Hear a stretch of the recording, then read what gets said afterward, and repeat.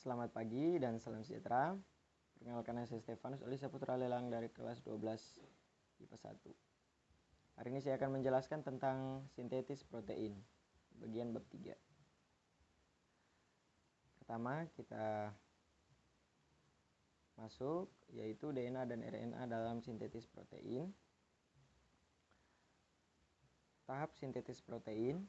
Proses sintetis protein dimulai ketika ikatan hidrogen DNA dihasilkan, replikasi dipecah atau diputus oleh enzim RNA polimerase. Kemudian rantai DNA tersebut dikode ke mRNA sintetis protein.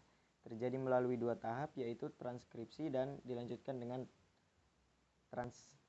translasi.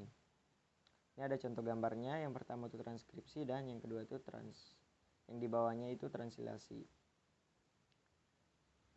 Kita lanjut. Yang A, transkripsi adalah proses penyalinan informasi DNA kepada mRNA.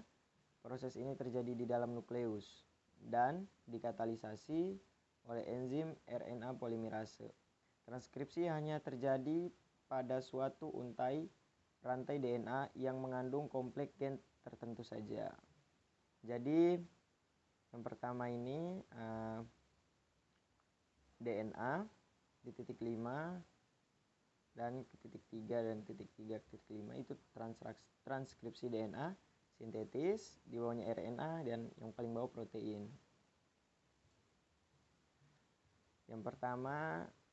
Tahap yang pertama adalah inisiasi atau permulaan transkripsi.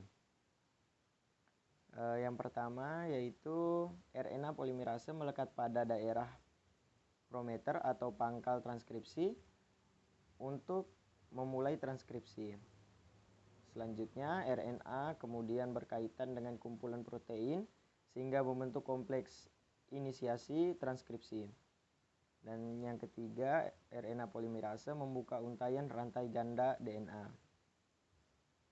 Selanjutnya tahap yang kedua, pemanjangan atau elongasi transkripsi. Tahap ini setelah rantai ganda DNA terbuka, RNA polimerase kemudian menyusun untaian nukleotida RNA dari arah 5 ke arah 3 sesuai dengan panjang basa nitrogennya sehingga terjadi pemanjangan RNA. Yang kedua, RNA akan membentuk pasangan adenin dengan urasil. Tahap yang ketiga, terminasi atau pengakhiran, yaitu sebagai berikut. Yang pertama, terminasi terjadi pada daerah terminator. Daerah ini memiliki urutan DNA yang berfungsi untuk menghentikan proses transkripsi. Rantai DNA menyatu kembali, kemudian RNA polimerase dan mRNA yang telah terbentuk akan terlepas dari DNA. mRNA merupakan RNA yang mengandung kode genetik kodon, hasil transkripsi basah nitrogen pada DNA yang menjadi cetakan untuk menjadi urutan asam amino polipeptida yang mengkode suatu protein tertentu. Yang ketiga, kemudian mRNA akan keluar dari inti sel melalui pori-pori nukleus dan masuk ke dalam sitosol. Selanjutnya yang B, translasi adalah sintetis polipeptida dalam mRNA untuk menentukan urutan-urutan asam amino yang akan membentuk suatu protein. Jadi di sini adalah pembentukan proteinnya. Transkripsi terjadi di ribosom. Pada tahap ini, sel harus menerjemahkan kode genetik atau kodon. Kodon adalah 3 nukleotida pada urutan mRNA yang dapat menerjemahkan menjadi urutan asam amino. Urutan asam amino akan mengkode suatu protein spesifik. Tahap yang pertama yaitu permulaan inisiasi. Yang pertama itu ujung mRNA yang telah keluar dari nukleus akan berkaitan dengan ribosom unit kecil melalui bantuan GTP dan enzim. Peristiwa tersebut disebut dengan kondisi kodon inisiasi. Selanjutnya yang kedua, kodon inisiasi tersebut adalah AUG. Kodon AUG memberikan sinyal untuk memulai proses translasi. Dan yang ketiga, tRNA atau transfer RNA antikodon UAC yang membawa asam amino metinoin melekat pada kodon inisiasi AUG. tRNA anikodon UAC merupakan komplementer dari kodon AUG. Transfer RNA sendiri berfungsi untuk menghantarkan informasi genetik mRNA dari sitoplasma menuju ribosom untuk disusun menjadi protein. Ini contoh gambarnya. Selanjutnya di situ ada transfer RNA-nya. Oke. Selanjutnya tahap yang kedua adalah elongasi atau pemanjangan. Kodon yang dibawa oleh mRNA akan diterjemahkan satu persatu menjadi asam amino. Asam amino berikutnya akan ditambah satu persatu dari asam amino pertama. Yang ketiga, asam amino pertama segera melepas dari ribosom, transfer RNA kembali ke sitoplasma untuk mengulang fungsinya. Transfer RNA berikutnya datang dan berpasangan dengan kodon mRNA berikutnya. Jadi tugasnya tRNA ini mentransfer. Setelah itu masing-masing asam amino akan digabungkan oleh tRNA. Yang kelima, gabungan asam amino tersebut akan membentuk rantai polipeptida yang katalisasi oleh rRNA.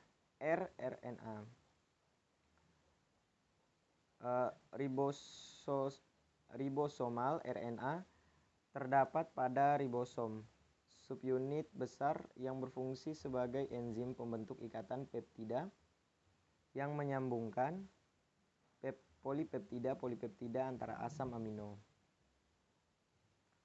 Ini adalah contoh gambarnya. Selanjutnya, yang terakhir, pengakhiran atau terminasi. Proses translasi berakhir ketika salah satu kodon stop di mRNA. UAA, UAG, dan UGA melekat pada ribosom.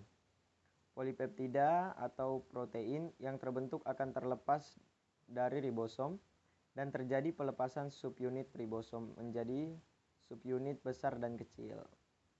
Selanjutnya yang ketiga, protein yang telah disintetis mengalami proses postranslasi. Pada tahap ini, protein dapat memberikan dengan karbohidrat atau dipecah kembali menjadi beberapa polipeptida. Di sini ada contoh gambarnya. Selanjutnya yang C, kita masuk ke yang C yaitu pembelahan sel. Mitosis. Proses pembelahan sel yang menghasilkan dua sel anak yang masing-masing memiliki sifat dan jumlah kromosom yang sama dengan sel induknya. Jadi ini adalah pembelahan sel. Dan di sini nanti akhirnya akan memiliki sifat sama seperti induknya. Yang pertama itu gambarnya. Selanjutnya fase-fase pembelahan mitosis atau tahap pembelahan mitosis. Yang pertama adalah profase. Membran inti mulai rusak, menjadi bagian-bagian kecil atau fragmen. Yang kedua, benang-benang kromatin memadat menjadi kromosom. Selanjutnya metafase, kromosom berjejer pada bidang pembelahan. Anafase, kromatid saudara dari setiap pasangan memisah menuju kutub yang berlawanan. Pada akhir anafase, kedua kutub sel memiliki kromosom yang jumlahnya sama. Telofase yang pertama adalah telofase yang pertama membran inti mulai kembali bergabung, dan yang kedua kromosom mulai merenggang. Pembelahan mitosis adalah proses yang berkesinambungan yang terdiri atas 4 fase pembelahan. 4 fase pembelahan mitosis adalah profase, metafase, anafase, dan telofase yang tadi kita baca pada awal. Pada tahap akhir pembelahan mitosis, fase telofase umumnya selalu diikuti pembelahan sitoplasma yang disebut dengan sitokinesis. Saat sitokinesis terbentuk cincin pembelahan yang berfungsi membagi sitoplasma sehingga terbentuk 2 sel anakan. Yang kedua adalah meiosis, proses pembelahan sel dengan 2 kali pembelahan yang menghasilkan 4 sel anak yang masing-masing memiliki separuh dan jumlah kromosom sel induk. Ini contoh gambarnya. Pembelahan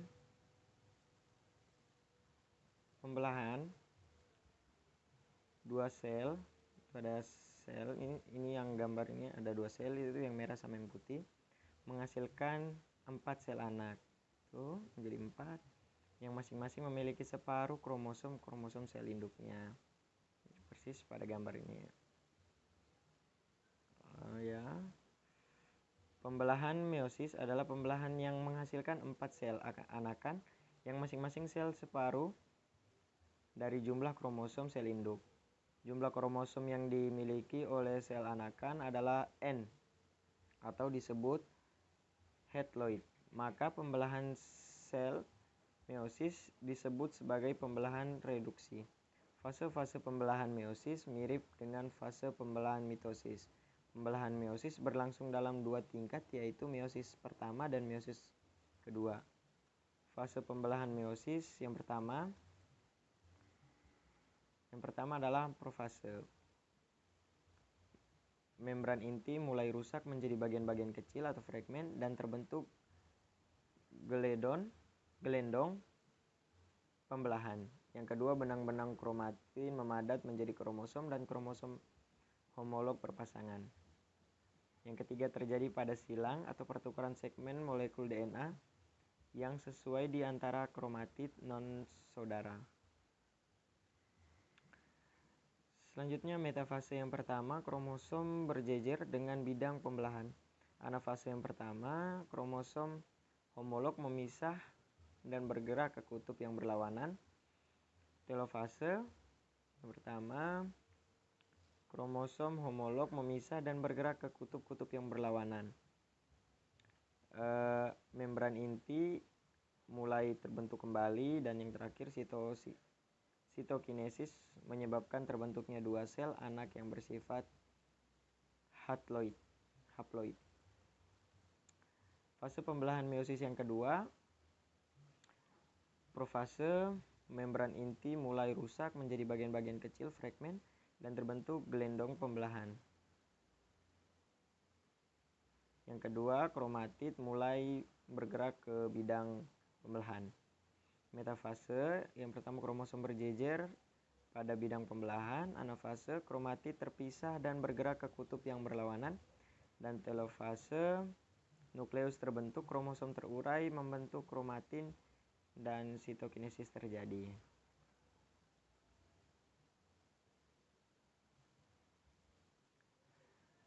Ini adalah perbedaan dari mitosis dan meiosis. Yang pertama adalah faktor perbandingan, yaitu tujuan yang pertama mitosis untuk perbanyakan sel dan pertumbuhan. Pada tumbuhan juga untuk membentuk sel gamet. Meiosis tujuannya untuk membentuk sel gamet pada hewan dan spora pada tumbuhan. Meiosis berfungsi untuk mengurangi jumlah kromosom agar keturunannya memiliki jumlah kromosom yang sama dengan induknya. Faktornya lagi selanjutnya tempat terjadi. Tempat terjadinya itu pada tumbuhan terjadi di jaringan merematis, misalnya di ujung batang, ujung akar dan kambium. Pada hewan terjadi di sel-sel somatis atau sel tubuh. Selanjutnya pada tumbuhan terjadi di benang sari dan putik.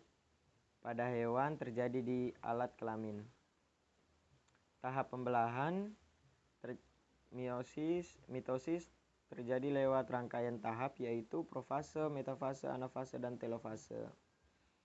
Seperti yang kita baca tadi, meiosis terjadi lewat dua rangkaian tahap, yaitu meiosis pertama dan meiosis kedua.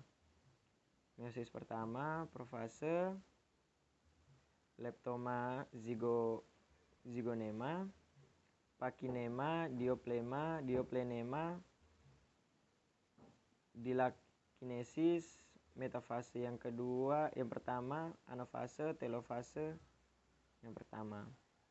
Meiosis yang kedua, meisois yang kedua, profase, metafase, anafase, dan teofase. Hasilnya adalah dua sel anak yang memiliki jumlah kromosom seperti sel induknya, diploid. Itu yang mitosis. Dan yang meiosis adalah 4 sel anak yang memiliki setengah jumlah kromosom sel induknya. Oke, mungkin sekian penjelasan dari saya. Kurang lebih mohon maaf dan terima kasih.